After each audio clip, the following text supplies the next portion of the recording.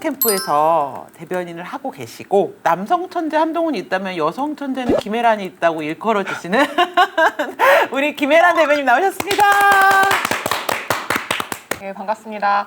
지금 대선 후보 경선 국민 먼저 캠프에서 대변인 맡고 있는 김혜란입니다. 네, 네. 그래서 그 확실한 거는 키 논란을 좀 정식을 시키실 텐데 한 대표님이랑 키 차이 비슷하죠? 정말 확실하게 말할 수 있는데 저보다 조금 커요. 제가 공식적으로 178.6이거든요. 그러니까요. 네네. 김혜란 대변인보다 크면 네. 아까 하시고. 밖에서 이렇게 문 열어드리려고 나가서 뵀는데 진짜 크시더라고요. 저보다 훨씬 크세요. 예. 아니, 내가 앉았는데 웬만하면 내가 다 크거든? 근데 되게 크다 이런 느낌이 들어가지고 예. 저 김혜란 대변인 조금 소개를 하면은 또 이분이 또 엄청 수제거든요.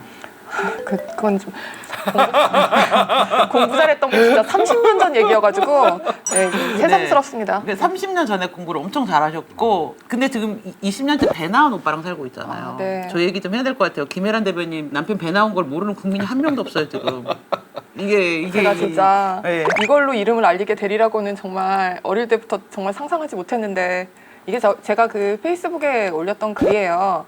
제가 나름대로는 굉장히 어떤 센치멘탈한 감정에 빠져서 어울리지 않게 고마운 마음이 갑자기 복받쳐가지고 저걸 썼어요.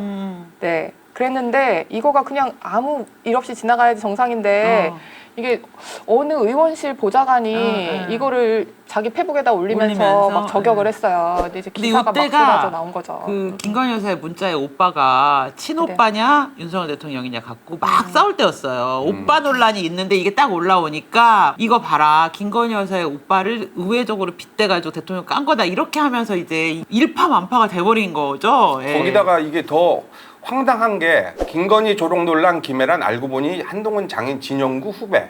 근데 본인은 뭐 알지도 못하시잖아요. 진영구 그 부분을. 진영 검사님이 그 서울 정경학과구나. 네, 전기공학과 나오신 것 같아요. 저도 이제 그거 보고서 알게 됐는데 30년 대학 선배 중에 아는 사람 있으세요?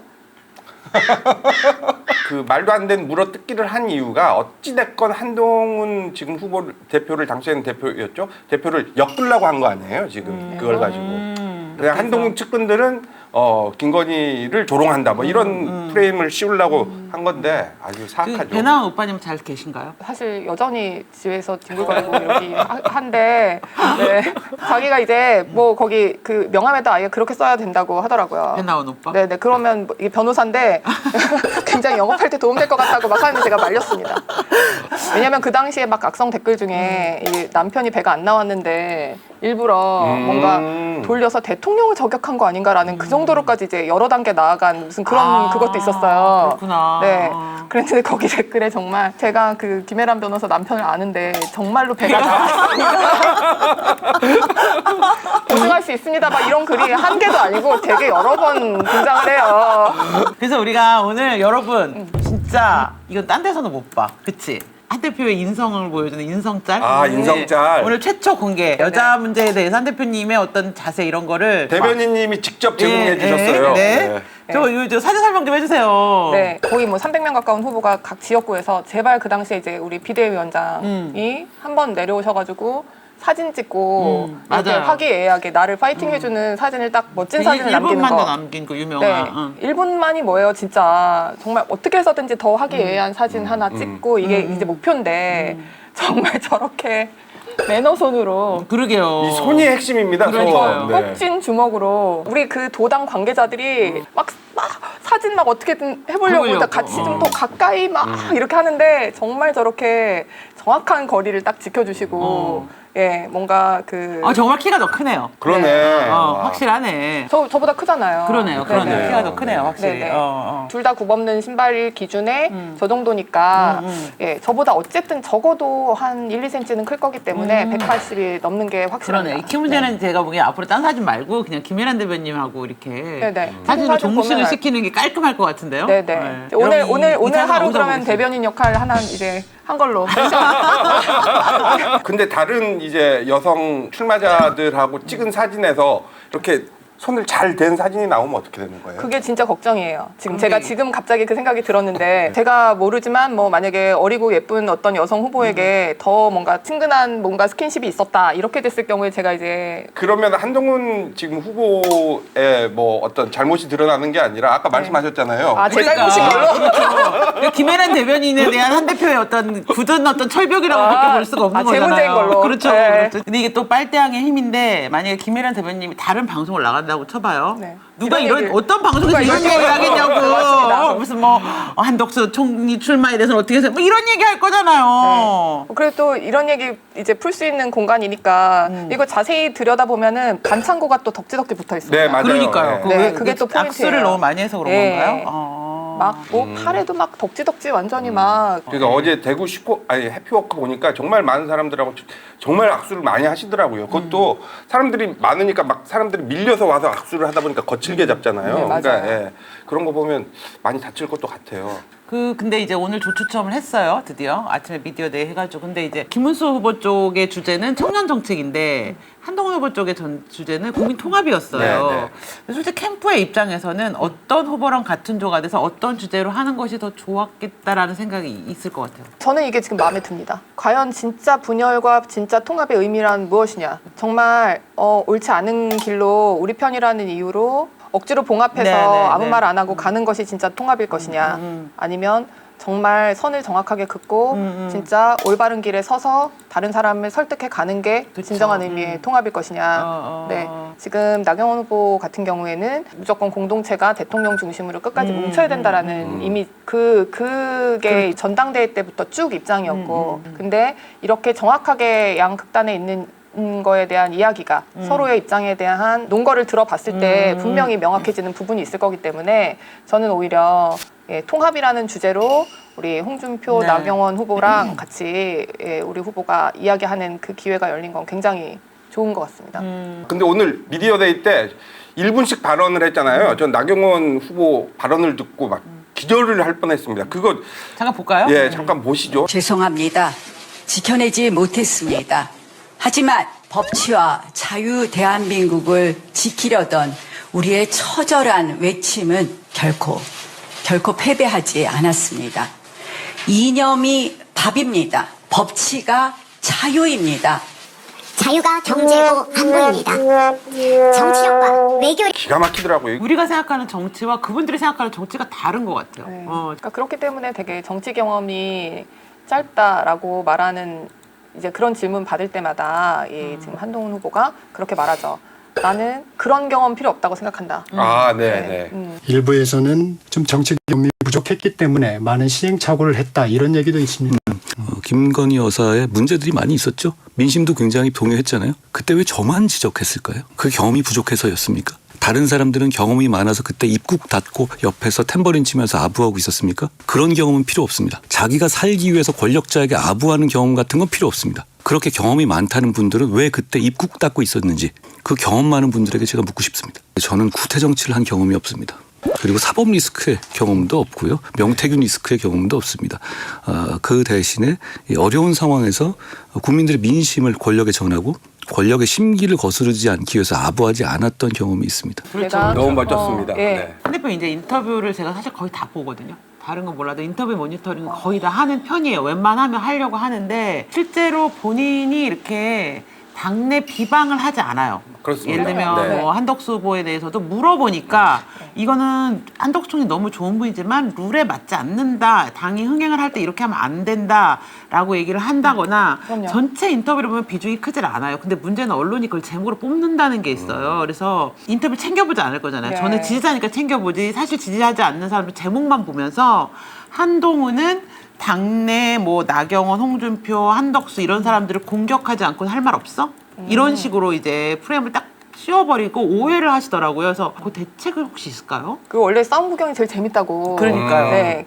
이게 언론의 속성상 어쩔 수가 없는 건데 그러니까요. 그것도 분명히 그냥 후보의 개인적 역량일 것 같아요. 근데 이제 저는 그거에 대해서는 믿고 있습니다. 왜냐하면 우리 계엄 당일을 생각하실 거예요. 계엄 당일에 이렇게 쭉 이제 그쵸, 그 그쵸. 메시지 이렇게 올라갔던 거 그거 정리해놓은 이런 짤도 있는데 네, 네. 그때 그런 생각까지 하셨다는 거예요. 그 급박하고 위험하고 막 이런 무서운 상황에서 자막에 한 줄로 들어가야 네. 된다. 아, 맞아요. 국민들이 이 밑에 뭐 뉴스를 보던 드라마를 보던 뭘 보던 사람들도 밑에 한 줄로 뜨는 거에서 이게 무슨 상황인지를 다 알아야 된다. 그거를 생각하면서 메시지를 냈다는 거예요. 네, 그래서 그거는 걱정 안 합니다. 그 신속한 판단이 굉장히 중요하잖아요. 그러려면 굉장히 명석해야 되고 판단 능력도 빨라야 되지만 굉장히 용기가 있어야 된다고 생각을 합니다. 왜냐하면 그 결정은 순수하게 자기가 책임져야 되니까요.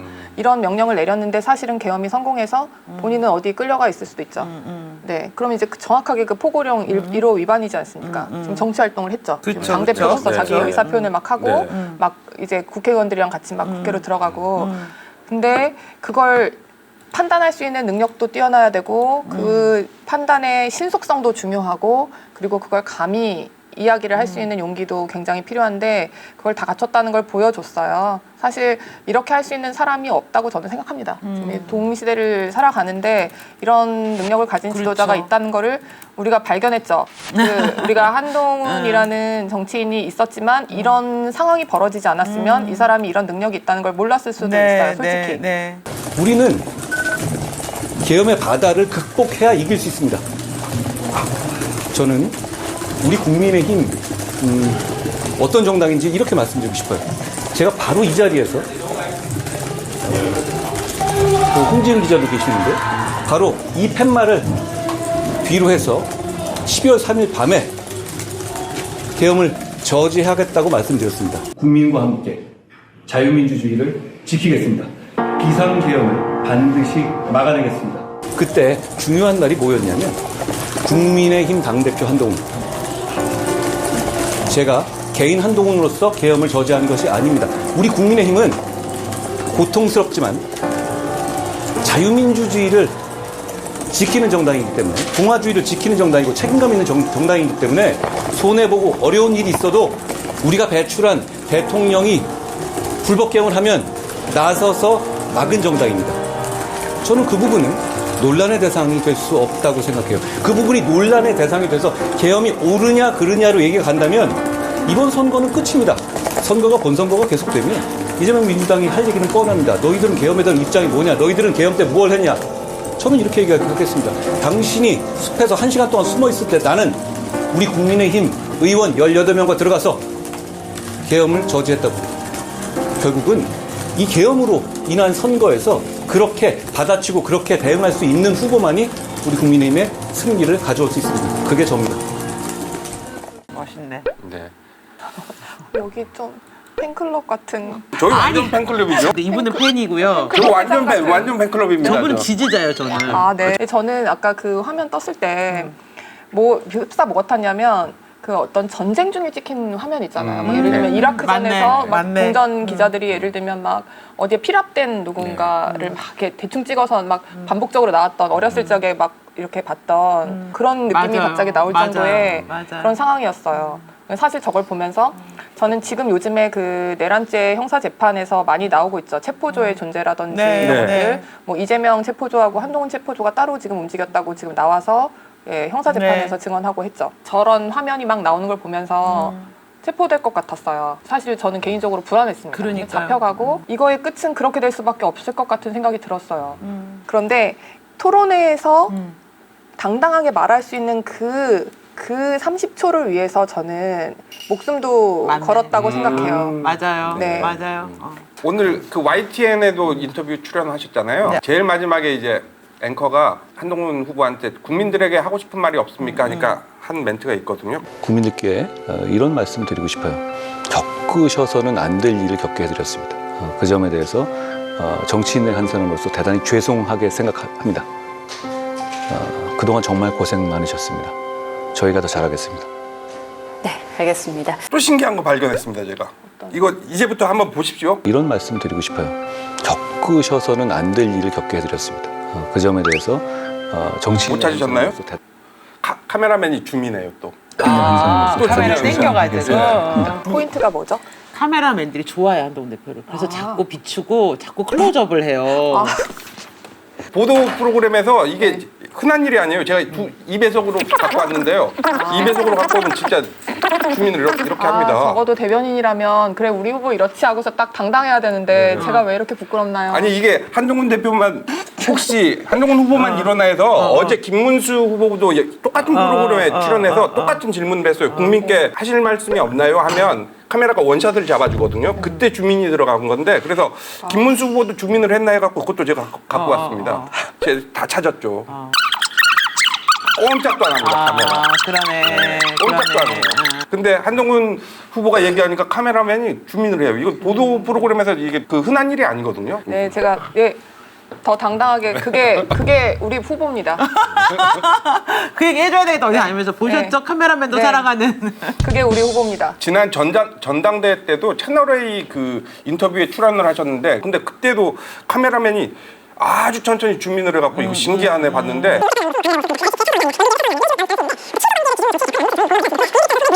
YTN에서도 또 카메라 감독님이 또 주민을 해서 제가 신기해서 잡아봤습니다. 근데 저게 뭐 워낙 지지자일 수도 있지만 찍다 보면 이 사람 그럴 수 말에 있어요. 내가 그럴 수 이렇게 있어요. 빨려 들어가면서 그렇게 될 수도 있잖아요. 예, 그럴 수 있어. 되게 설득이 돼요. 하여튼 이렇게 우리 후보를 사랑해 주시는 분들께 정말 감사한 마음을 다시 한번 표현하면서 더 잘하겠습니다. 지금 네. 좀 민망하시죠? 네, 캠프보다 제가- 더. 우리는 안 민망한데? 아니 왜냐하면은 제가 되게 부끄러워지는 캠프 순간입니다. 입장에서는 얘네들은 뭐야? 저희는 하나도 부끄러운 게 없어요. 아, 우리 좀 문제 있나 봐. 그게 무슨 문제가 있어요. 네. 제가 부족한 것 같습니다.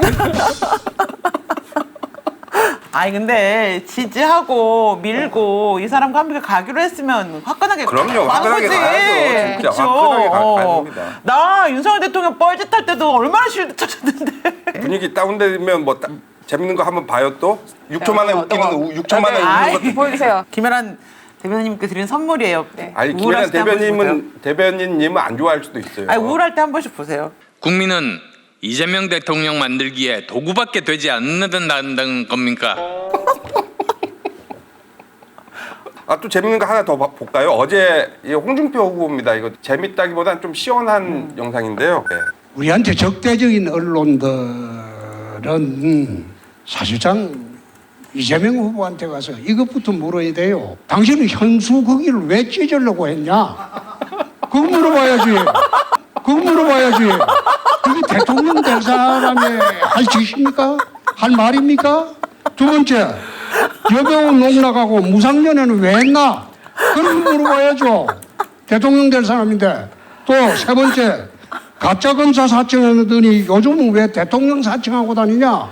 네 번째, 정가사범 중범죄 기소돼가지고 범죄자가 대선 출마하면 되냐? 그런 거 물어봐야죠. 네, 그래서 박수 받았습니다. 네, 근데 내가 재밌죠? 보기에 홍준표 후보 나 그거 할 것 같은데 형수님 왜 뜨세요? 저는 이런 거 보면 정말 진짜 우리 후보가 굉장히 이 뭐라 그러죠? 품격 있죠. 아니 되게 불공평한 이런 지형에서 싸우고 있다. 굉장히 뭔가 이렇게 여러 가지 페널티를 다 이기면서 싸우고 있다라는 생각이 드는 게 지금 우리 홍준표 후보가 했던 네. 말 중에 어느 하나도 우리 지금 만약에 우리 후보가 얘기를 했을 때 그렇죠, 그렇죠. 허용될 수 있는 게 단 한 가지도 없습니다. 맞습니다. 바로 날아갈 것 같아요. 아 이렇게 억울할 때가 있나요?